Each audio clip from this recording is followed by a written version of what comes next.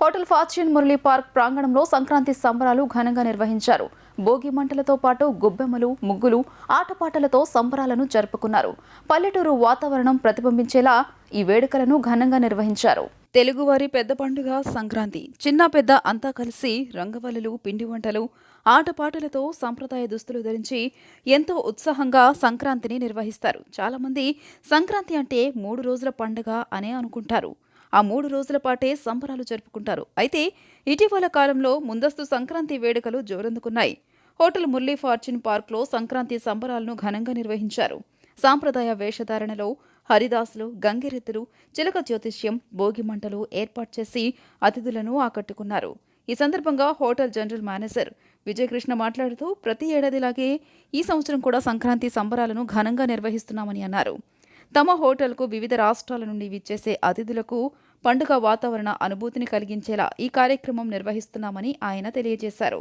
మనకి 14, 15, 16 సంక్రాంతి సందర్భంగా మనం ఈరోజు ప్రీ సంక్రాంతి సెలబ్రేషన్స్ మా హోటల్లో చేస్తున్నాం.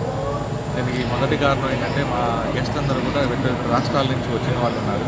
వాళ్ళందరికీ మన సంక్రాంతి అనే ఒక ఎక్స్పీరియన్స్ని, ఒక పండగ వాతావరణం వాళ్ళందరికీ తెలియజేయాలని, వాళ్ళకి ఆ ట్రెడిషన్లో వాళ్ళు కూడా ఒక భాగంగా చేయాలనే ఉద్దేశంతోనే మేము ఈరోజు సెలబ్రేషన్ చేస్తున్నాం. చాలామంది మా గెస్ట్లు కూడా నార్త్ ఇండియా నుంచి, బెంగళూరు నుంచి, లేదా మన చెన్నై నుంచి వస్తారు. వాళ్ళకు కూడా ఈ ఎక్స్పీరియన్స్ చాలా కొత్తగా ఉంటుంది. ప్రతి సంవత్సరం చేస్తాం మేము. లాస్ట్ ఇయర్ కూడా చేసాం, అట్లాగే ఈ సంవత్సరం కూడా చూసాం.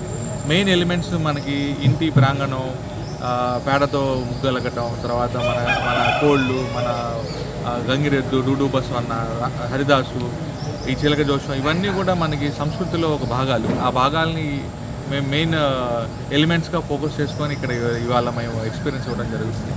ఈ ఎక్స్పీరియన్స్ మా గెస్ట్ అందరూ కూడా చాలా యూనిక్ ఎక్స్పీరియన్స్గా వాళ్ళందరూ ఫీల్ అయ్యి చాలా మంచి కాన్సెప్ట్ అని వాళ్ళు కూడా తెలియజేయడం జరిగింది. ఇదే కాకుండా మనం చేసే ఈ అనుభూతిని, అనుభవాలని వాళ్ళు ఇక్కడ నుంచి తీసుకెళ్ళి వాళ్ళ కుటుంబంతో షేర్ చేసుకోవటం కానీ, లేకపోతే నెక్స్ట్ ఇయర్ కూడా వాళ్ళు ఇలా జరిగిందని చెప్పుకోవటం కానీ, ఒక మెమరీస్ని వాళ్ళు తీసుకెళ్తున్నారు. అందుకని మేము ఇది కంపల్సరీగా ప్రతి సంవత్సరం చేస్తున్నాం. దీనికి అందరికీ ఒకసారి మళ్ళీ సంక్రాంతి శుభాకాంక్షలు తెలుపుకుంటూ సెలవు తీసుకుంటాం.